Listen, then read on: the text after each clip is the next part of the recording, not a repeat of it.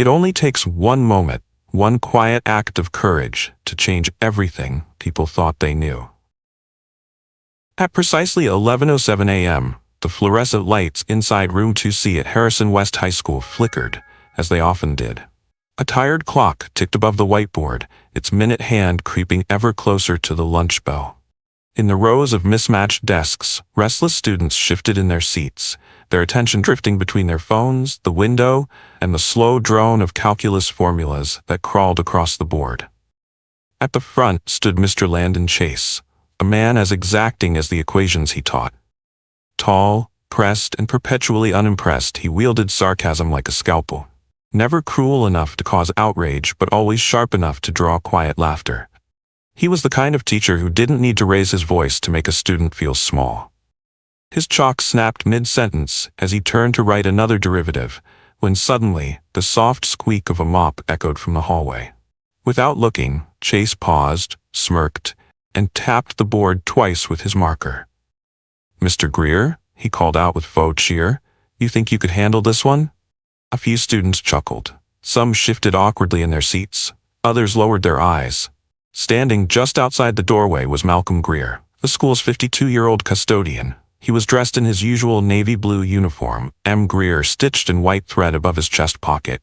His hands were wrapped around the mop handle, still dripping faintly with pine-scented water. He didn't flinch. He didn't smile. He simply looked up. Calm, observant. The joke had landed. But not as Chase intended. A moment passed. Then Malcolm moved. Slowly, deliberately, he leaned the mop against the wall, wiped his hands on a towel he kept tucked into his waistband, and stepped inside. A few students whispered, surprised. One girl nudged her friend. Another reached for her phone, instinctively hitting record. Mr. Chase raised his eyebrows, half amused, half doubtful. "You want to give it a shot?" Malcolm nodded once. "Be my guest." What happened next would rattle the room in a way no lesson ever had. The students didn't know that the man walking to the whiteboard had once studied engineering at Ohio State University. They didn't know he had solved problems far more complicated than anything on that board. They didn't know he had walked away from everything to take care of someone he loved. All they knew, at that moment, was that the janitor had accepted the challenge. And what began as a throwaway joke would, in the span of 3 quiet minutes, become the most unforgettable lesson the school had ever seen. The whiteboard loomed large at the front of the room, smeared with faded eraser marks and unfinished symbols. The problem Mr. Chase had written, intended to intimidate even the brightest student, sat untouched, like a trap waiting to be sprung. Malcolm Greer approached it without hesitation. There was no swagger in his step, no false modesty. Just calm. The kind of calm that comes from knowing exactly who you are, even when no one else does. He picked up the dry erase marker with the steadiness of someone who'd held much more complicated tools in his life. Hands that once disassembled engines in his garage. Hands that held his mother's wrist through her final breath. Hands that built dreams and buried them quietly, alone. No one in the room said a word. Mr. Chase leaned against the edge of his desk, arms crossed, lips curled slightly at the edges, waiting for a punchline. But it never came. Malcolm's eyes scanned the problem. His brow furrowed, not with confusion, but with focus. He tilted his head slightly, like a man recognizing an old friend he hadn't seen in years. Then he began to write. His first stroke was deliberate, then another, and another. The marker whispered across the whiteboard, cutting through the silence like a blade. He didn't speak, at least not yet. He just solved. Line by line, the equation unraveled under his hand. Clean, precise, elegant. The students leaned in. One of them, Trevor Nguyen, lowered his phone, no longer recording, just watching. There was something hypnotic about it, like watching a pianist play a forgotten melody by heart. And then, softly, Malcolm spoke. "This is a chain rule problem," he said, his voice low and even. "But it's really about pattern recognition. Once you isolate the inner function, the rest simplifies itself." It wasn't a lecture. It wasn't grandstanding. It was the voice of someone who knew the math and remembered what it was like to struggle through it. Mr. Chase's smile faded. By the time Malcolm capped the marker and stepped back, the whiteboard was filled. Every step laid out perfectly, every number in its place, no wasted motion, no uncertain pause. He turned to the class. That's one way to do it, he said simply. Not smug, not sarcastic, just true. And in that moment, the entire classroom, the same room where he'd once been invisible, sat in stunned silence. It wasn't just that he had gotten it right, it was how he had done it, quietly, gracefully, without needing to prove anything, and yet, somehow, proving everything. The silence didn't just settle over the room, it pressed down on it, like fog too thick to see through. No one moved. Not Mr. Chase, not the students, not even Malcolm. It was as if time itself had paused to catch its breath. Then, softly, from the back of the classroom, a voice pierced the stillness. Wait, he just did that in his head? It was Trevor Nguyen, the same student who'd been recording moments earlier. His voice wasn't mocking, it wasn't even surprised, it was reverent. The words hung in the air like smoke. Mr. Chase opened his mouth, searching for something, anything to say. A quip, a brush-off, a joke, but nothing came. Finally he muttered, well, he got the right answer. But his voice betrayed him. There was no sarcasm left, no arrogance, just something brittle, like confusion trying to cover shame. Malcolm looked back, his face unreadable. I spent a lot of time with numbers, he said quietly, a long time ago. Then he shrugged, almost apologetically, and turned to leave. No applause, no celebration, just the soft squeak of his shoes as he walked back out the door and retrieved his mop from the hallway, like nothing had happened. But everything had happened. In less than 5 minutes, Malcolm Greer had flipped the dynamic of an entire classroom. Not by demanding respect, but by embodying it. A few students exchanged wide-eyed glances. One girl whispered to another, "Did you see Mr. Braithwaite Chase's face?" Another boy tapped his phone, already posting the video with a caption that would later make headlines across student forums. Our janitor just cooked the calculus teacher. By the time the lunch bell rang, the clip had already been reposted, shared, commented on, and stitched. Some laughed, some stared, some just watched in awe. But the message had been sent, and it was impossible to unsee. The man behind the mop wasn't who they thought he was. And as students poured into the cafeteria buzzing with rumors and replays, a single realization began to echo through the halls of Harrison West High. They hadn't just misjudged Malcolm Greer. They had never really seen him at all. That night, long after the hallways had emptied and the buzz of Malcolm's classroom moment had swept through every student group chat and teacher lounge whisper, Malcolm Greer sat alone on the edge of his modest twin bed. The apartment was quiet. Too quiet. He reached beneath the frame and pulled out an old, battered cardboard box. The flaps were soft from years of use, the edges frayed like something forgotten but never discarded. Inside was a folded Ohio State sweatshirt, a cracked scientific calculator, and a yellowing envelope containing his unofficial transcripts. Mechanical engineering. GPA 3.87. Dean's list. Tutoring commendations. Proof of a life no one at Harrison West knew existed. He thumbed through the papers, pausing at a worn photograph tucked between the pages.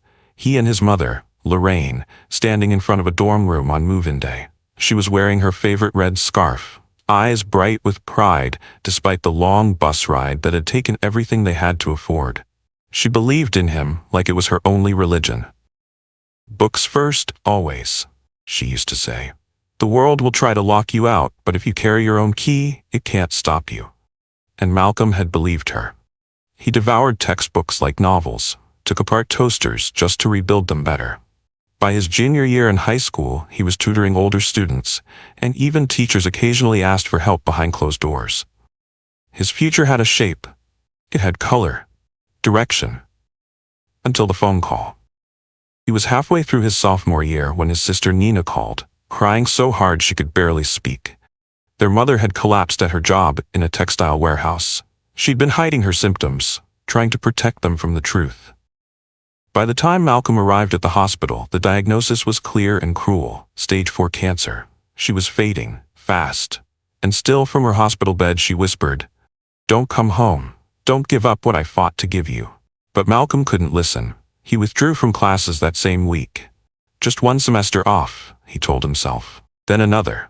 Then came the jobs, overnight stocking shelves, loading freight, anything that paid the rent and bought medication. When she passed 6 months later, there were no tuition appeals, no safety nets. No one from the university called to ask why he hadn't returned. The dream had vanished, not in a dramatic storm, but in small, quiet sacrifices that no one saw. By the time he found steady work in Brookridge, he wasn't looking for second chances, just stability. Silence. A paycheck with benefits. He took the custodial job at Harrison West without hesitation. Predictable work, respectable hours, a place to disappear. But the math never left him. Sometimes walking past a classroom, he'd pause at the whiteboard and solve problems in his head, just to see if he still could. And he always could. He just never thought anyone would ask. Until that Thursday. Until Mr. Chase pointed at the hallway. Until a moment that was supposed to humiliate him finally reminded him of who he used to be. By the time the final bell rang on Friday, Harrison West High was no longer just a school. It was a brewing storm of whispers, DMs, and hallway speculation. Students who had never spoken to each other now passed phones back and forth with one clip on repeat. Malcolm Greer, in his faded uniform, calmly solving a calculus problem that had made half the class panic the week before. Yo, he didn't even use a calculator. That janitor used the chain rule better than Chase ever explained it. Wait, why is he even a janitor? It wasn't just a viral moment. It was a narrative rupture. Malcolm, once invisible, was suddenly everywhere, but not in the way internet fame normally shows up. There was no meme, no parody, just respect and confusion. Miss Amber Rowan, the physics teacher, sat mid-bite in the faculty lounge as a clip played on another teacher's phone. "You're telling me he solved a multivariable derivative in his head?" she asked, sandwich forgotten. "I watched the video twice," muttered Mr. Patel from history. "It wasn't just right. It was effortless." Even teachers who had been at the school for years were stunned. No one had ever asked Malcolm about his background. He came in early, left late, the floors gleamed, the lights worked, the bathrooms were clean. He was the kind of person whose excellence was measured in absence. You only noticed him when something went wrong. But now they realized he wasn't a ghost. He was a pillar, and they'd never looked up. Meanwhile, Malcolm continued his routine as if nothing had changed. He swept the cafeteria, refilled soap dispensers, taped a new out-of-order sign on a faulty vending machine. But there was a shift in the air. Students paused when he walked by. Some nodded, others offered hesitant greetings. One brave sophomore muttered, "That was cool, Mr. Greer," and Malcolm simply replied, "Thanks," like he'd been complimented on a clean floor. But underneath it all, something was stirring. One student waited longer than the others. That Monday morning, just before second period, Trevor Nguyen stood outside the janitor's closet holding his calculus notebook. His voice was soft, unsure. "Mr. Greer, would you mind looking at this? I tried solving that same problem." Malcolm blinked, hesitated, then nodded. "Sure, let's take a look." No lecture, no spotlight, just two people and a shared curiosity. And just like that, the school's most unexpected teacher gave his first unofficial lesson. It wouldn't be the last. The next day, Malcolm found himself facing something he hadn't seen in years. A group of students waiting just for him. There were no spills, no broken lockers, no emergencies, just a cluster of teenagers, backpacks slung low, sneakers scuffed, notebooks clutched in hand, standing quietly outside the janitor's closet. At the front was Trevor, now joined by a girl named Jasmine Ortega, a junior who had once barely passed algebra. She held up a wrinkled test sheet and said, "I know I bombed this, but would you mind helping me see where I went wrong?" Malcolm hesitated. This wasn't his job.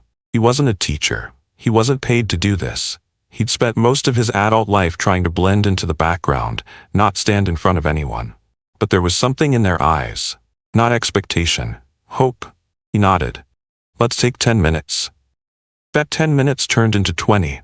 That hallway session turned into a daily ritual. By the end of the week, there were 6 students, then 8, then 12. Some came with specific questions. Others just came to listen. They sat on the tile floor, backs against lockers, equations scribbled on notebook covers and binders. Someone jokingly called it Greer circles, and the name stuck. It wasn't formal, it wasn't sanctioned, but it was working. Malcolm's teaching wasn't flashy. He didn't toss out buzzwords or dazzle with jargon. He listened. He asked questions before offering answers. He explained things simply, like someone who still remembered what it felt like to not understand. "Math isn't about memorizing," he told them one afternoon. It's about recognizing patterns and realizing you're smarter than you think. Word spread fast. By the second week, students from other classes were sneaking in to listen. Teachers walked by and stopped at the edge of the hallway, curious. Some lingered. Others nodded approvingly. And for the first time since his days at Ohio State, Malcolm felt that long dormant part of himself stir back to life. Not the student, not the engineer, the mentor. But not everyone was thrilled. Behind closed doors, someone began asking questions, not about the students, not about the math, but about Malcolm himself.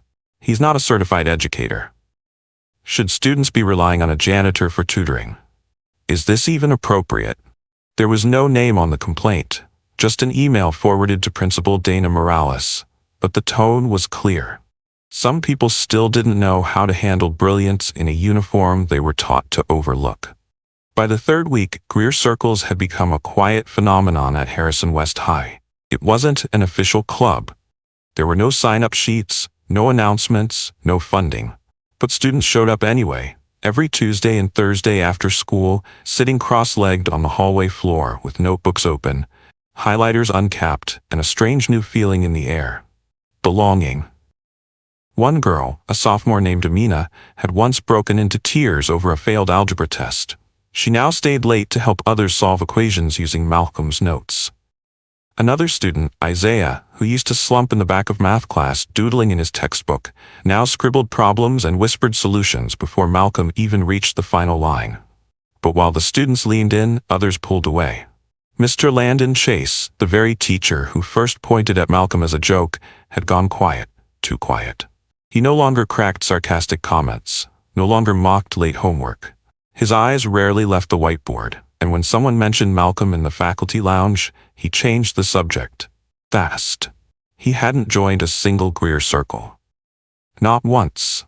Instead, he sat alone, grading papers with tight shoulders and a clenched jaw, sipping cold coffee as the sound of student laughter echoed from the hallway. His silence wasn't neutral. It was resentful, and then came the first parental complaint, anonymous, carefully worded, but cutting. Is it appropriate for a janitor to tutor students in an academic setting? Is he certified to provide instruction? Has the district cleared this? Principal Morales read the message twice, then closed her laptop slowly. She knew this wasn't about policy. It was about perception and prejudice. The kind that didn't yell, but whispered with concern. The kind that always disguised itself as caution. She didn't tell Malcolm. Instead, she replied directly, Mr. Greer is a district employee who has done nothing wrong. He has not sought a teaching role, he's simply helping students who asked for guidance. We should be asking why it took us so long to see his value. Still, the tension grew. Some teachers admired Malcolm. Others felt threatened by the light he was casting and the shadows it revealed. But Malcolm? He just kept showing up. He arrived early, left late, carried his mop, his tool belt, and now a small leather binder filled with handwritten notes and student worksheets. When someone asked him how he felt about all the attention, he just shrugged and said, I'm not here for praise, I'm just here because someone asked for help. But help, as it turned out, was a powerful thing. It didn't just change grades, it was starting to change people. And that scared some more than failure ever could. The hallway was unusually quiet that Thursday afternoon. Sunlight filtered through the high windows of Harrison West High, painting long shadows across the lockers. Students whispered more softly. Even the janitorial cartwheels seemed to squeak with less sound. Inside the library, Malcolm Greer stood in front of a whiteboard that had been wheeled in from the AV closet. 4 students sat around him, some on folding chairs, others cross-legged on the floor. They weren't just doing math, they were learning. Trevor Nguyen furrowed his brow over an integral. Jasmine Ortega traced lines in her notebook with the back of her pencil. Even Isaiah, who once groaned at the sight of numbers, now scribbled with quiet determination. Malcolm leaned forward and said, Remember, don't rush it. It's not about speed. It's about understanding where you're standing before you try to leap. That's when it happened. The door creaked open, and in walked Mr. Landon Chase. His presence wasn't loud, but it shifted the room. Students stiffened. Malcolm paused, marker hovering midair. The air grew taut, like stretched string. Chase didn't speak right away. He glanced at the whiteboard, then at the students, Then, finally, at Malcolm. "You mind if I sit in?" The students looked at each other, uncertain, waiting. But Malcolm didn't blink. He gestured to a nearby chair without breaking eye contact. "As long as you don't mind learning something." A ripple of laughter moved through the students, light but not mocking. It broke the tension like a warm wind.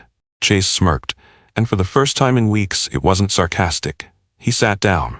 For the next 20 minutes he didn't speak, didn't interrupt, just watched. Occasionally nodded. And when Malcolm showed how the integral broke into simpler parts, Chase leaned forward, almost involuntarily, like he was remembering something he hadn't seen in a long time. Teaching done without ego. The students didn't celebrate his presence, but they didn't question it either. And that, in itself, was a kind of grace. After the session ended, students filed out slowly. Trevor hung back to thank Malcolm. Jasmine handed him a fresh marker. Isaiah smiled shyly and said, "You should teach full-time." Malcolm only nodded. When they were gone, only two men remained in the room, the man who once mocked and the man who had responded with quiet power. Mr. Chase stood slowly. For a moment it looked like he was about to say something more, but then he just murmured, "You're good at this." Malcolm didn't gloat, didn't smile, he simply replied, "Thanks." It wasn't an apology, and it didn't need to be, because this wasn't about being right, it was about showing up. And in that moment, Landon Chase finally did. The next morning, Malcolm Greer was mopping near the front office when Principal Dana Morales stepped out of her office, holding a manila folder and a nervous smile. "Malcolm," she said, "do you have a minute?" He nodded, placing the mop against the wall. His boots squeaked faintly on the tile as he followed her into the room. She gestured to a chair, but Malcolm remained standing. Principal Morales leaned forward, hands clasped. "I've received a request from the school board." He raised an eyebrow, silent. "They've seen the footage, they've heard from parents, and, well, the truth is, they're interested in turning your tutoring sessions into something more formal, an official after-school program." Malcolm's face didn't change, but something in his eyes flickered. He stayed quiet. "It wouldn't interfere with your current role," she continued. "You'd be compensated, small group instruction, voluntary, a trial program for now." He looked down at his hands, calloused, steady, familiar. "I haven't taught in a long time," he said softly. Morales tilted her head. "You never stopped knowing, Malcolm. And the kids clearly trust you." Silence again. Then Malcolm lifted his gaze. "What about the complaints?" he asked. "The people who say I'm not qualified to teach." Principal Morales didn't blink. "Credentials are important, but connection, purpose, presence, those matter too. And frankly, you're reaching students in ways we've struggled to for years." Still, he didn't answer. She slid the folder toward him, then said something that stuck in the air like warm breath on glass. "I'm not asking you to wear a tie or hold a title. I'm just asking you to keep doing what you're already doing, but with the support you deserve." Malcolm didn't pick up the folder. He simply nodded once. "I'll think about it." That evening, in the quiet of his apartment, he pulled out the box from under his bed again. The old Ohio State sweatshirt, the transcripts, the photograph of him and his mother. But this time, he added something new. A piece of lined notebook paper, creased and slightly smudged, with Trevor Wyann's handwriting scrawled across the top. "Mr. Greer? Thank you for helping me understand what Mr. Chase couldn't. I finally get it now." Malcolm held the paper for a long moment, then folded it carefully, and placed it inside. The following week, the library's corner table, once cluttered with outdated encyclopedias and forgotten science fair posters, looked different, clean, organized, purposeful. There was a whiteboard now, pushed against the shelves, a stack of scratch paper, folded chairs that hadn't seen use in years, and in the center a plain binder labeled in black Sharpie, Greer circles, notes and worksheets. It wasn't official, it didn't need to be. Every Tuesday and Thursday after the final bell, students began trickling in. Not because they were told to, not for extra credit. They came because they wanted to. Some came struggling with fractions, others with pre-calc. Some just wanted to feel like they weren't alone in not getting it the first time. And Malcolm Greer showed up every time. Not with a lecture, but with a seat beside them. "What part feels confusing? Let's walk through it together. You're closer than you think." He didn't talk at them, he talked with them, and the shift was profound. One afternoon, Jasmine Ortega brought her younger brother, who had just entered ninth grade and hated math. By the end of the session, he stayed behind just to solve one more problem. Another day, Isaiah, who used to dread every pop quiz, confidently explained a quadratic formula to a fellow freshman. It wasn't just about numbers, it was about seeing themselves differently. And Malcolm, he started to see something too. He began carrying a small leather binder with his own handwritten lesson plans. He reread pages from his old textbooks in the evenings, jotting down new explanations, metaphors, analogies. He wasn't trying to impress anyone. He was just trying to give back what he had once nearly lost. Legacy, he wrote in the margin of one notebook, isn't what you build for yourself, it's what you leave in others. Teachers began to take notice. Miss Rowan stopped by one session and asked to borrow one of Malcolm's examples for her next lesson. Coach Alvarez suggested he help lead a summer prep group for incoming freshmen. Even Mr. Chase, still adjusting, began contributing quietly, sliding over an extra practice sheet or nodding respectfully when Malcolm passed in the hall. But Malcolm wasn't interested in titles. He had seen what happened when the world built people up just to tear them down. He didn't want a spotlight. He just wanted to show up. Every time, every session, for every kid who needed to hear, "You're not behind, you're just not done yet." Malcolm didn't have a smartphone. He still carried a flip phone with a cracked screen and a battery that barely lasted a full day. So he didn't know. He didn't know the video of him solving that calculus problem had been reposted over 1,000,000 times. He didn't know that educators in other states were sharing it in Facebook groups with captions like, "Proof that brilliance doesn't wear a suit." He didn't know that a local news station had picked up the story, or that a popular education blog had written a piece titled, "The Janitor Who Taught Us All a Lesson in Respect." He just knew that the paper towel dispenser in the girls' restroom was jammed, and someone needed to fix it.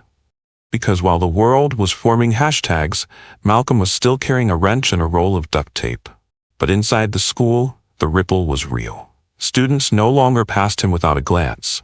They smiled. They said, "Hey, Mr. Greer." Some high-fived him in the hallway like he was a favorite coach. One girl waved as he passed the library and said, "You're kind of famous now." Malcolm chuckled gently. "Don't believe everything you read." But then, one afternoon, Trevor Nguyen and two other students waited for him by the lockers, calculus books in hand, sticky notes poking from the pages. "We made time," Trevor said. "We want to go through this with you, if you've got a few minutes." Malcolm paused. He looked at the hallway lined with lockers, the familiar smell of pencil shavings and floor polish in the air. He looked at these kids, young, hopeful, and choosing him. Then he sat down, right there on the floor, and opened the book. One student filmed the moment from a distance, unknowingly capturing what would become another viral moment. A janitor in uniform, sitting on the floor, surrounded by teenagers, solving a complex equation while asking questions like a friend, not a boss. In the background, someone whispered, "This is what school's supposed to feel like." But Malcolm didn't hear that. And if he had, he would have brushed it off with his usual smile. Because for him, this was never about viral videos. It was about showing one student, even just one, that they could, that they mattered, that someone saw them. It was bound to happen. As Malcolm's sessions grew, as more students gathered around him in the library and in the hallways, questions began to sharpen, not from students or teachers, but from those who preferred roles to stay clearly defined. An anonymous email reached the district office. Is it appropriate for a janitor to provide academic instruction? Does he have certification? Have background checks for teaching been performed? The phrasing was clinical, but the tone was unmistakable. It wasn't about safety, it was about status. Principal Morales received the message on a Tuesday morning. She read it twice, closed her inbox, and exhaled. She didn't tell Malcolm. She didn't need to. Because he already knew. There was a shift again, subtle but real. The way some teachers avoided eye contact, the way a few parents whispered during pickup, the way certain staff members suddenly felt compelled to observe the Greer circles, not to learn, but to monitor. Malcolm didn't complain. But that evening, as he emptied a trash bin in the faculty lounge, Mr. Chase walked in and for once didn't look away. "They're talking about you," he said, voice low. "Some aren't happy." Malcolm paused, tied the bag, and looked up. "That's not new," he replied with a faint smile. Chase hesitated, then added, almost quietly, "They're not right either." And just like that, something shifted. The next day, Miss Rowan stopped by the Greer circle and asked if she could sit in. "I want to see how you explain these logs," she said. "You do it better than the textbook." A day later, Coach Alvarez offered to bring in more whiteboards from the gym so Malcolm didn't have to erase mid-session. The librarian cleared a corner shelf and labeled it Student Support, filled with Malcolm's worksheets and handwritten examples.